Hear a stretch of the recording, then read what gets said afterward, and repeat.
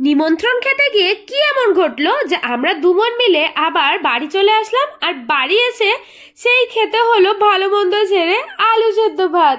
So hello guys, কেমন আছো তোমরা সবাই? আশা করি সবাই খুব ভালো আছো। আর নতুন একটি ব্লগে তোমাদের সকলকে স্বাগত।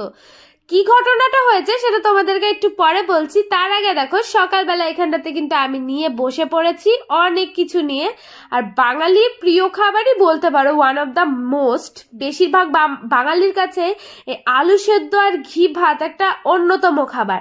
সকাল সকাল মা এখানে আমাকে আলু সেদ্ধ আর তার সাথে সামান্য পরিমাণে ঘি দিয়েছিল, আর দিয়েছিল একটা বড় কাঁচা লঙ্কা, আর ছিল একটা বেগুনি, আর তার সাথে ছিল কিন্তু বিট গাজর ভাজা। এই যে আমি খেতে খেতে বোনকে দেখাচ্ছিলাম, তাই বোন বিরক্ত হয়ে গিয়ে মুখ ভ্যাংচাচ্ছিল, কারণ ওর খাওয়া হয়ে গেছিল, কিন্তু তাও ফোন দেখে যাচ্ছিল, পড়ার ফাঁকি সব, বুঝলে তো। তো তারপরে আমি এখানটাতে সুন্দরভাবে আলু সেদ্ধটা মাখিয়ে খাওয়া স্টার্ট করে দিয়েছি। আর এই যে বেগুনি, গরমা গরম বেগুনি খেতে কিন্তু আমার দারুণ লাগে। তোমাদের কার কার বেগুনি প্রিয় আমাকে কিন্তু কমেন্টে জানাবে। আর তারপরে কেরামতি করে লঙ্কা খেতে গিয়ে আমার তো অবস্থায় খারাপ হয়ে গেছিল, প্রচন্ড ঝাল লেগে গেছিল। আর তারপরে দেখো, স্নান টান করে সুন্দরভাবে ড্রেস পরে চলে এসেছি আমি। আর এখন যাব আমি একটা নিমন্ত্রণে, আর এখনই হচ্ছে ঘটবে আসল ঘটনা। কিন্তু তার আগে তোমাদেরকে চলো দেখাই সেদিনকে যে মা ফুল গাছগুলো কিনেছিল। তোমরা অবশ্যই ভিডিওটা হয়তো দেখেছো যে প্রচুর ফুল গাছ কিনেছিল, তো সেগুলোই দেখো সুন্দরভাবে লাগিয়ে দিয়েছে মা। কি দারুণ দারুণ ফুলও ফুটেছে। আর আমাদের এই গোলাপ গাছে না, যেহেতু সার পাচ্ছে এখন, তাই অনেক বড় বড় গোলাপ হচ্ছে। আগে ছোট ছোট পুচকে পুচকে হতো, কিন্তু এখন অনেক বড় বড় হচ্ছে। আর এই যে আমাদের নতুন গোলাপ গাছে সাদা রঙের গোলাপ ফুটেছে, আর এখনো দুটো গাছে গোলাপ ফোটেনি। আর প্রচুর ফুল হয়েছে, চন্দ্রমল্লিকা, আরো অনেক লেডিবার্ড ফুল হয়েছে। আর এদিক দিয়ে তো মা প্রচুর ফুলের বাগান করে ফেলেছে, কারণ আমার মা হচ্ছে পাক্কা ফুল প্রেমী মানুষ। আর তোমরাও কে কে এরকম ফুল পাগল মানুষ আমাকে কিন্তু কমেন্টে জানিও।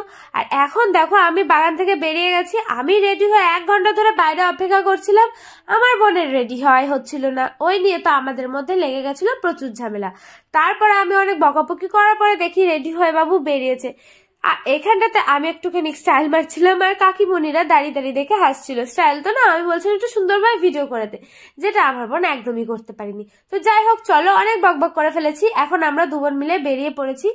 যেহেতু আমরা রেল লাইন পার হয়ে ওপারে যাবো, তাই মা পেছন থেকে বারবার করে বলছিল যে সাবধানে যাবি। তো আমরা দেখো চলে এসেছি এই পারে। আর দেখো, আমার বোনের কোথাও ঠান্ডা লাগছে না, শুধু ওই কানে হেডফোন দিয়ে রেখেছে, ওর নাকি কানেই ঠান্ডা লাগছে। তো আমরা চলে এসেছি ফাইনালি এই যে স্কুলে। এই স্কুলের আজকে হেড ম্যামের রিটায়ার হয়ে যাবে, তার জন্য নিমন্ত্রণ করেছিল। আর গিয়ে দেখি স্কুলের সামনে একটা কালী মন্দির আছে, তাই তোমাদেরকেও দেখিয়ে দিলাম, জাগ্রত কালী ঠাকুর কিন্তু। তারপর চলে গেছিলাম স্কুলের ভেতরে, কিন্তু গিয়ে আমার বোনকে কোথাও খুঁজে পাচ্ছিলাম না, আমার ছোট বোনকে, কারণ ও করেছিল স্কুলের ডান্স। তারপরে দেখি রাস্তায় এসে ও চলে গেছিল বাড়িতে, ওকে খুঁজে নিয়ে এসেছিলাম আমরা। ওকে কেমন লাগছে অবশ্যই কিন্তু কমেন্টে জানিও। কিন্তু আমাদের দুঃখের বিষয়ে ওর নাচটাই দেখতে পেরেছিলাম না, কারণ আমরা অনেক লেটে গেছিলাম। আর ভেতরে বাপি বসেছিল।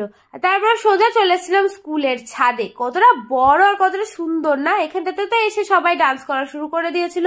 আর আমার বোন দেখো আমার কাছ থেকে ফোনটা কারার জন্য কি করছিল, ঠিক এই কারণের জন্যই আমরা ওখান থেকে রেগে মেগে চলে এসেছিলাম। আমার বোন রেগে মেগে চলে এসেছিল, ওকে আমি ফোন দিয়েছিলাম না বলে, আর ওকে ডাকতে গিয়ে আমিও বাড়ি চলে এসেছিলাম। তারপরে আমাদের আর নিমন্ত্রণই খাওয়া হয়নি। কি করবো, বাড়ি এসে আমার কপালে জুটেছিল এই যে ডাল ভাত আর পিঁয়াজি, তো এটাই আমি খেয়ে নিয়েছি। মানে হয় না, কপালে না থাকলে যা হয় আর কি।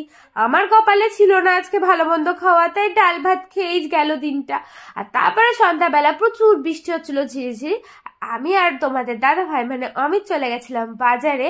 আর বাজারে গেলেই তো কিছু একটু ভালো মন্দ কিছু খেতে ইচ্ছা করে। তারপরে এই বোনের বইটা কিনে সোজা চলে গেছিলাম আমরা রেস্টুরেন্টে। আমাদের অর্ডারটা দিয়ে আমরা এখানটাতে বসে পড়েছিলাম। এখানটাতে তো আমি ফটো তোলায় ব্যস্ত ছিলাম। সামনের দিকের আলোটা খুব বাজে লাগছিল, কিন্তু পেছন দিক দিয়ে কি দারুণ আলো আসছিল। আর তারপরে আমাদের খাবারটা ওখানটাতে তৈরি হচ্ছিল। আর ফাইনালি চলে এসছে আমাদের অর্ডার।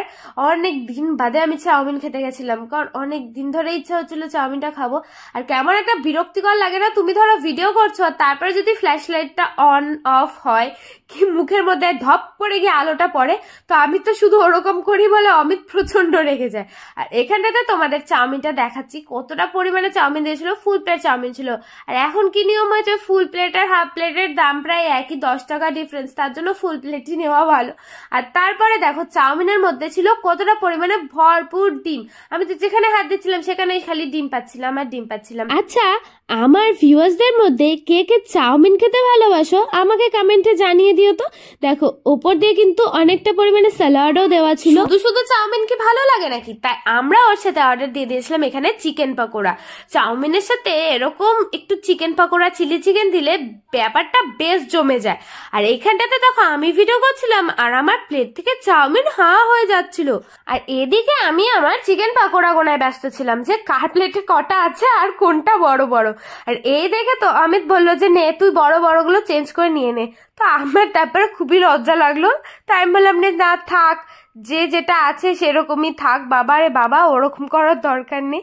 আর তারপরে তো আমি এখানটাতে একটুখানি পকোড়া নিয়ে নিলাম। দেখো কি দারুণ লাগছে না দেখতে, দারুণ টেস্টি হয়েছিল কিন্তু ব্যাপারটা।